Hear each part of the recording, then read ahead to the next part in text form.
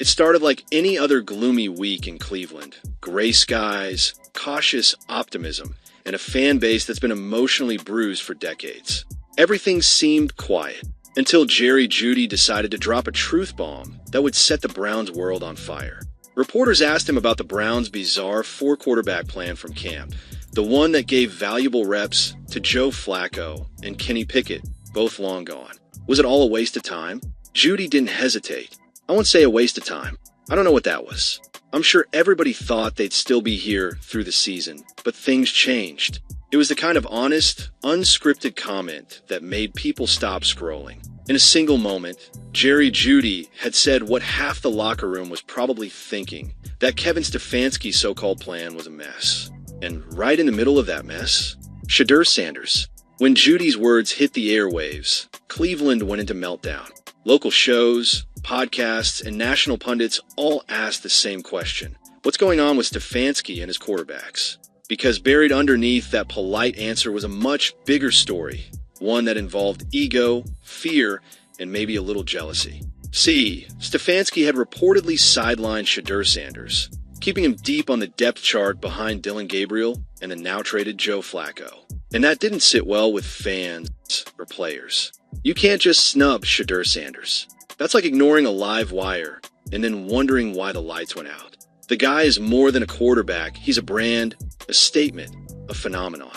He walks into a room like he already belongs in the Hall of Fame. Designer shades, quiet swagger, and the confidence of someone who knows the cameras will always find him. After another brutal loss, this one to the Steelers, 23-9, Stefanski stepped up to the mic. His tone was flat, his answers robotic. We're not playing clean football. We got to fix it before we can win. You can't win until you stop losing. That's classic coach speak, the kind you hear when someone's out of answers. Meanwhile, fans noticed something else. 52 pass attempts from Dillon Gabriel, 0 touchdowns, 6 sacks, and Shedeur still benched. That's when the whispers turned into shouts. Was Stefanski afraid of what would happen if Shedeur actually got a shot? This wasn't just a football debate. It was a culture clash. Stefanski represents the old school, quiet, rigid, process-driven. He's the kind of guy who probably irons his khakis before yelling at players. Shedeur, on the other hand, is the new wave, flash, confidence, and charisma. He's not just playing football. He's building a movement. When those two worlds collide, the locker room becomes a pressure cooker. And Jeudy's comments? They popped the lid. Inside the Browns facility, you could feel the tension. Players exchanged glances. Reporters sniffed out a story. PR staffers probably drafted 3 different statements before lunch. What made Jeudy's comment sting wasn't just what he said, it was how he said it. Calm, matter of fact, without malice. I can't call a waste of time, he said, but I don't know what that was. That's not gossip. That's frustration. From a player tired of defending decisions he doesn't believe in. Fans rallied behind him. Memes exploded across Twitter. Reddit threads dissected every quote, every sideline look, every handshake. Suddenly, the Browns' quarterback situation wasn't just a question. It was a national conversation. Kevin Stefanski built his career on control, clean football, structure, and predictability. But in today's NFL, control doesn't sell. Chaos does. The league runs on highlight reels, social media buzz, and star power. And nobody embodies that better than Shedeur Sanders. Every time he steps on the field, cameras follow. Every pre-game outfit trends. Every smirk turns into a meme. He's what every team secretly wants, a player who can make them relevant. So why is Stefanski resisting? Some say it's ego.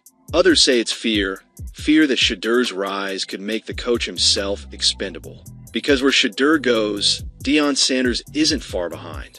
And you can bet no NFL coach wants primetime peering over his shoulder. Behind closed doors, it's chaos. Half the team reportedly believes Shedeur deserves a chance. The other half is stuck trying to stay loyal to the coach. Meanwhile, every press conference feels like an awkward family dinner. Stefanski insists he's confident in his guy, referring to Gabriel. But the numbers don't lie, and fans aren't buying it. One analyst joked that Stefanski is coaching like it's 1995. Another said he's benching charisma itself. And maybe they're right, because football isn't just about playbooks anymore. It's about energy, leadership, and belief. And right now, it seems like Shedeur has all three, just not the playing time. It didn't take long for social media to take sides. One camp shouted, "Free Shedeur." The other defended Stefanski's system. But when Jeudy's comment spread, even the national shows started turning up the heat. One headline read, "Browns locker room in chaos. Stefanski losing players over QB snub." And just like that, the Browns, a team barely keeping its season alive, became a soap opera. Imagine that, Cleveland finally relevant again, but not for winning, for drama. You can't talk about Shedeur without mentioning his father. Deion Sanders isn't just a coach, he's a force of nature. A cultural icon who believes in his son's greatness as much as the rest of the world does. And while Deion has stayed publicly silent, you can feel his presence hovering over the situation. The Browns front office knows it. The media knows it. Stefanski definitely knows it. Because the moment Shedeur succeeds, the Deion factor becomes impossible to ignore. And for some in Cleveland, that's terrifying. Cleveland's PR department must be exhausted. They've got to manage a coach under fire, a quarterback controversy that won't die, and fans demanding answers. Every week, more questions pile up. Why was Shedeur passed over for reps? Why did Flacco and Pickett get so much attention only to leave? What's the plan now? And the truth is, there doesn't seem to be a plan. Just panic control. Stefanski's stubborn loyalty to Gabriel might have been noble in theory, but in practice, it's starting to look like self-sabotage. Through it all, Shedeur stays silent. No interviews, no outbursts, just calm, calculated confidence. He doesn't need to say anything. His presence alone does the talking. Every time cameras catch him on the sidelines, the internet lights up. Fans post, "He's coming." Analysts whisper, they can't keep him benched forever. And maybe that's true, because in the NFL, pressure always finds a way to explode. Inside the Browns organization, one rumor keeps resurfacing that Stefanski's biggest fear isn't losing games, it's losing control. If Shedeur becomes the starter, and if he wins, everything changes. The power shifts, the spotlight moves. The narrative no longer belongs to the coach, it belongs to the player. And for a man like Stefanski, who's built his image on discipline and authority, that's the ultimate threat. But let's face it, Cleveland could use a little chaos. For years, the Browns have been the NFL's punchline. They've had good defenses, decent runs, and promising starts, only to crumble under pressure. Shedeur Sanders represents something new, confidence, relevance, and a chance at redemption. He's not just another draft pick. He's the kind of player who could change the culture, who could make people care about the Browns again. And deep down, the city knows it. If this drama keeps building, and it will, something has to give.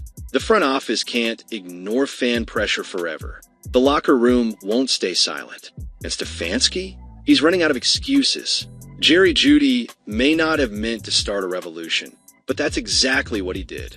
He cracked open a story too big to contain, one that's now bigger than wins and losses. It's about vision. It's about the future.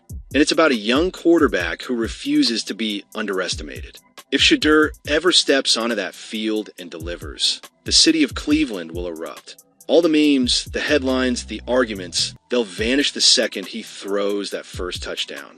And every critic will suddenly claim they saw it coming. And if he fails, well, at least the Browns finally dared to believe in something again. Either way, the story's far from over. Because in the NFL, hype is currency, and Shedeur Sanders is printing his own money. In a league obsessed with systems and statistics, it's easy to forget the one thing that actually wins games: belief. Jeudy believed, fans believe, and maybe, just maybe, Cleveland will too before it's too late. Because whether Kevin Stefanski likes it or not, the future of the Browns might already be standing on the sidelines, calm, composed, and ready for his moment.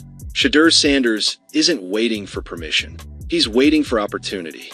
And when it comes, Cleveland won't just witness a debut, they'll witness a revolution.